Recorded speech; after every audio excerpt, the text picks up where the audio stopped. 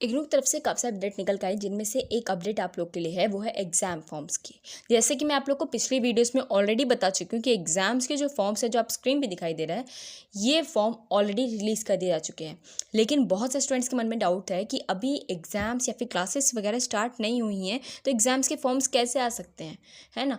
तो मैं आपको बता देती हूँ, ये इग्नू में ऑलरेडी पहले से ही आ जाता है, क्योंकि जो बच्चे ईयर वाइज अपने एग्जाम्स देते हैं, एक साल में जिनका एग्जाम्स होता है, ये उनके लिए पहले से आ जाता है, 4-5 महीने पहले से, ताकि वो अपनी तैयारियां कर सकें। अब बात यहाँ पे बच्चों को डाउट होता है, जो बच्चे सेमेस्टर वाइज हैं, अगर आप लोगों ने सेमेस्टर वाइज आप लोगों का कोई प्रोग्राम है, जो भी आप प्रोग्राम्स कर रहे हो, एग्जाम्पल जैसे बीसीए है, ठीक है, बीसीए कर रहे हो, एमसीए कर रहे हो, ठीक है, और आप लोग का एमबीए है, ठीक है, इस तरीके से बीबीए है, अगर आप लोग ये सब कर रहे हैं, तो कुछ सब्जेक्ट हैं जिसमें कि आप लोग के एग्जाम्स जो हैं वो 6 सेमेस्टर में होते हैं, सॉरी 6 मंथ्स में होते हैं, मतलब आप लोग का सेमेस्टर वाइज एग्जाम्स होता है, तो 6 सेमेस्टर टोटल होते हैं 3 साल के, है ना। इसमें कि आप लोग के 6-6 महीने पे एग्जाम्स होंगे। तो अगर आपने एडमिशन अभी लिया है, जुलाई वाले टाइम पे लिया है, जून वाले टाइम पे लिया है, तो आपके एग्जाम्स कब हैं? दिसंबर वाले टाइम पे। अगर आप लोग कौन से एग्जाम्स कर रहे हो, सेमेस्टर वाइज पेपर्स को दोगे तो। और ये अगर आप लोग के यहाँ पे ईयर वाइज आप लोग ने प्रोग्राम किया, जिसमें कि साल भर का एक एग्जाम होगा, फिर दूसरे साल का दूसरा एग्जाम्स होगा, तो आप याद रखना कि आपने एडमिशन लिया है जुलाई वाले टाइम पे, तो अभी आप लोग का एग्जाम फॉर्म नहीं आया है। ये कब आएगा? ये आपका एग्जाम फॉर्म आएगा आपका मार्च वाले टाइम पे, ठीक है, फरवरी मार्च वाले टाइम पे आएगा, जिसमें कि आप जून वाले टाइम पे एग्जाम्स दोगे, ठीक है, 1 साल के बाद। ये डाउट क्लियर हो गया होगा। अब आपको मैं बताती हूँ इसकी लास्ट डेट क्या है। इसकी लास्ट डेट आप लोग यहाँ देख सकते हो, स्क्रीन पे साफ साफ शो की जा रही है कि 15 अक्टूबर तक की इसकी लास्ट डेट है। अक्टूबर नवंबर तक भी जाएगी डेट, 15 नवंबर तक जाएगी लास्ट, ठीक है, याद रखना। लेकिन आप फीस भरना चाहते हैं तो भर सकते हो अभी से, और अगर वेट करना चाहते हो तो वेट कर लो, क्योंकि काफ़ी सारे बच्चे जो बैक आ रखी है, काफ़ी सारे स्टूडेंट्स की जो बैक आ रखी है, तो उनके लिए प्रॉब्लम से क्रिएट हो रही है एग्जाम फॉर्म्स को फिलअप करने में, कि हम लोग का अभी एग्जाम्स के रिजल्ट नहीं आए, बहुत से स्टूडेंट के नहीं आए। तो रिजल्ट्स आने के बाद ही पता चलेगा कि आपकी जो एग्ज़ाम्स हैं, मतलब उसमें बैक है कि दोबारा एग्ज़ाम्स देना पड़ेगा, मतलब पता नहीं चल रहा। थोड़ा वेट करो, अभी एग्ज़ाम फॉर्म्स की ये नहीं कि फाइनल डेट है, टाइम है, तो टाइम है तो आप वेट करें, और वेट करके जैसे रिजल्ट आता है आप लोग को, तब आप लोग इसको फिलअप कर लें। लेकिन आप लोग जो है यहाँ पे जो लास्ट डेट है उससे पहले ही कर लेना, याद रखना। अक्टूबर ही नहीं, आगे बढ़ेगी, एक्सटेंड होगी डेट। अब आपके रिजल्ट्स काफ़ी ज़्यादा लेट हो जाते हैं, आपने रिवैल्यूएशन कराने के चक्कर में आप और रुक जाते हो, तो याद रखना कि आप रिवैल्यूएशन के चक्कर में अगर आप रुक रहे हैं, तो बाकी सब्जेक्ट आप लोग फीस को पे अप कर दो, ठीक है। इस एग्जाम्स को अगले वाले सेमेस्टर में आप लोग दे देना, अगर आपकी बैक आ जाती है तब भी, तो रिवैल्यूएशन करवाने पर भी, ठीक है, 2 ऑप्शंस रहते हैं। तो वेट कर लो, इस बार छोड़ ही दो उस एग्जाम्स को जो आप सोच रहे हो कि मैं इस बार ही निपटा दूंगा, अगर मेरी बैक आ गई इस सब्जेक्ट में तो मैं इसी बार ही निपटाऊंगा, तो आप उसको छोड़ दो इस बार के लिए। नेक्स्ट सेमेस्टर में आप उसके एग्जाम्स कनेक्ट कर लेना, तो क्योंकि आप लोग का फाइनल रिजल्ट तब तक आ जाएगा उस सब्जेक्ट का, ठीक है। तो बाकी जो है आप फीस को पे अप कर सकते हो। और एक बार में आप लोग कितने फीस को पे कर सकते हो? एक बार में आप लोग फीस कर सकते हो 16 सब्जेक्ट्स की, ठीक है। आप लोग अगर 5th सेमेस्टर में हो, सेकंड में हो, थर्ड में हो, आपकी बैक भी आ रखी है, आपके इस बार के कितने सेमेस्टर थे, मतलब इस बार के कितने सब्जेक्ट हैं सेमेस्टर में? 7 सब्जेक्ट हैं, 7, ठीक है। और आप लोग की बैक आ रखी है 3 सब्जेक्ट्स में, ठीक है, या मान लो 6 सब्जेक्ट में आ रखी है, तो 7 और प्लस 6 कितना हो गया? 13 हो गया, है ना, 13। तो 13 आप लोग के सब्जेक्ट्स हो गए, तो मतलब 16 से कम है, तो 30 सब्जेक्ट के आप लोग एग्जाम्स एक बार में दे सकते हैं।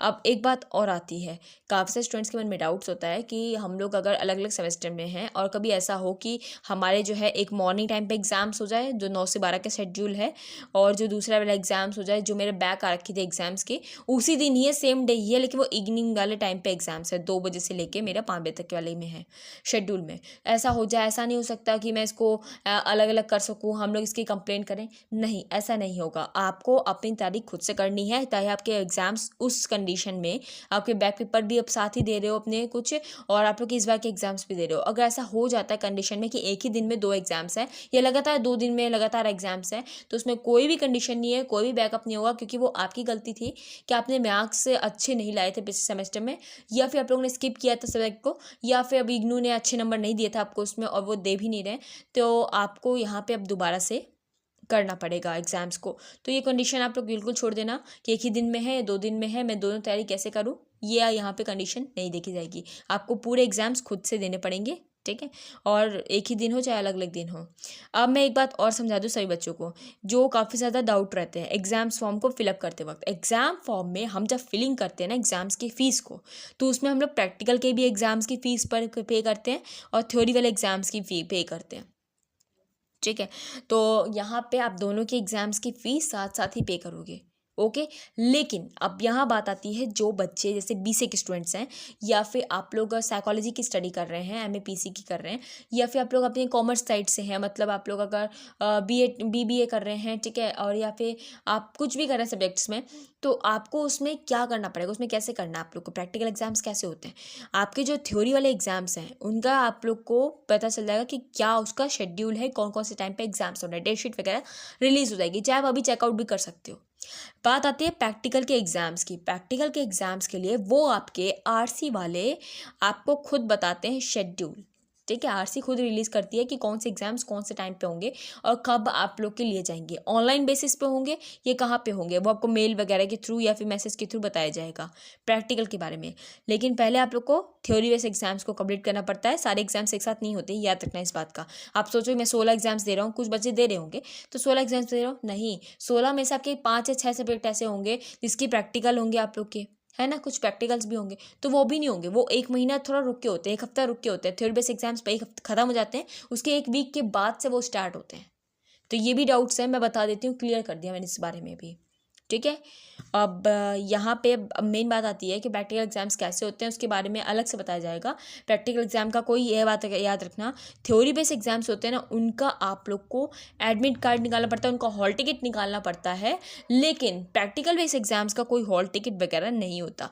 इसके बारे में इंफॉर्मेशन आपको अपनी आरसी के थ्रू ही मिलता है कि कब आपके एग्जाम्स हो रहे हैं, कब नहीं हो रहे हैं। इसलिए अगर किसी बच्चे ने अभी इंफॉर्मेशन अपनी गलत कर रखी है कि एडमिशन लेते वक्त या हो गई है मुश्किल से, अगर गलती से हो भी गई है, एक बार दोबारा से रीचेकिंग ज़रूर कर लो। अगर आपकी मेल में कोई गड़बड़ी है या आपने किसी साइबर कैफ़े वाले अंकल का लिखा हुआ है मेल आईडी, ईमेल आईडी, ठीक है, तो वो ठीक कर लो। फ़ोन नंबर बिल्कुल परफेक्टली ठीक कर लो, ठीक है, ताकि आप लोग की जब प्रैक्टिकल के एग्जाम्स हो उसका जो भी शेड्यूल मिले वो आपको अपने ईमेल आईडी पे और अपने फ़ोन नंबर पे मिल जाए।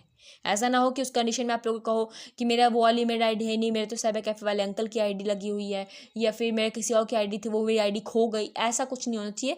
जो भी चल रही है मेल आईडी, उसी मेल आईडी को दोबारा से रेन्यू कर लो, और दूसरा फ़ोन नंबर भी। ओके, अब किसी और को कुछ और डाउट्स हो तो मुझसे आप पूछ लीजिएगा। और एक और बात है, यहाँ पे आप जो सेंटर चूज अप करते हो, इस समय आप अपनी मर्जी का सेंटर चूज कर सकते हो अभी आप फॉर्म को फिलअप करोगे तो। लेकिन आप लेट करते हो तो अपनी मर्जी से वो लोग अपने सेंटर आप लोग को प्रोवाइड करते हैं। लेकिन एक बात और बता दूँ, ये यहाँ पे इग्नू में आप लोग को ये भी सोचने की ज़रूरत नहीं है कि मैं बाद में करूँगा तो मेरे को मिलेगा नहीं सेंटर। ऐसा है ही नहीं। आप जो सेंटर लोगे ना, ये वो सेंटर देते ही नहीं है, ये अपनी मर्जी के सेंटर आप लोग को प्रोवाइड अप करते हैं। तो आप इसकी टेंशन तो छोड़ ही जाओ कि मैं पहले कर दूँ फॉर्म फिलअप, पैसे अपना जो चाहे अभी कैसे भी करके अरेंज करके आप लोग अभी फ़ीस को पे कर दो, फिर बाद में आप करो। तो ऐसा कोई कंडीशन नहीं है, आप आराम से करना, कोई दिक्कत नहीं, क्योंकि ये लोग आपके जो अपनी मर्जी से ही आप लोग को सेंटर प्रोवाइड अप करते हैं। ऐसा नहीं कि सेंटर आपको वहीं मिलेगा जो आपके पसंदीदा होगा, ठीक है। और ऐसा भी नहीं होता कि आपके स्टूडेंट आपके साथ जो पढ़ रहे हैं वो भी साथ में रहेंगे आपके एग्जाम्स टाइम पे, ऐसा बिल्कुल नहीं होता। हाँ, उस कंडीशन में होता है जब प्रैक्टिकल के एग्ज़ाम्स होते हैं। अगर आप जाके एग्ज़ाम्स दोगे, जहाँ पे भी आपका सेंटर अलॉट होगा, वहाँ पे आपके सब बैच के जितने बच्चे होंगे, जैसे आपकी कॉलेज के आपके जितने बच्चे हैं ना, 10 है, 20 है, 50 बच्चे, उन सभी का एग्ज़ाम्स उसी दिन होगा और उसी जगह पे होगा, उसी सेंटर में होगा, ठीक है, जहाँ पे आप जाएंगे, याद रखिएगा। और ये प्रैक्टिकल एग्ज़ाम्स के 3 शेड्यूल होते हैं, 3-3 2-2 घंटे के 3-3 पेयर लगाए जाते हैं। एक ही दिन में तीनों एग्ज़ाम्स, तीनों मतलब तीनों बैचेस में ख़त्म किया जाएगा, और सबका एग्ज़ाम्स का पेपर जो है वो अलग होता है, ठीक है। आई होप सभी डाउट्स सबको क्लियर हो गए होंगे। अब कुछ डाउट्स नहीं रह गया होगा इन सभी एग्जाम फॉर्म या सब चीज़ से रिलेटेड भी। अगर कुछ ये और चीज़ के बारे में डाउट आप लोगों के, तो आप मुझसे पूछ सकते हैं कमेंट बॉक्स में कमेंट करके। And again thank you so much for watching this video. मिलते हैं आप लोगों से नेक्स्ट वीडियो में।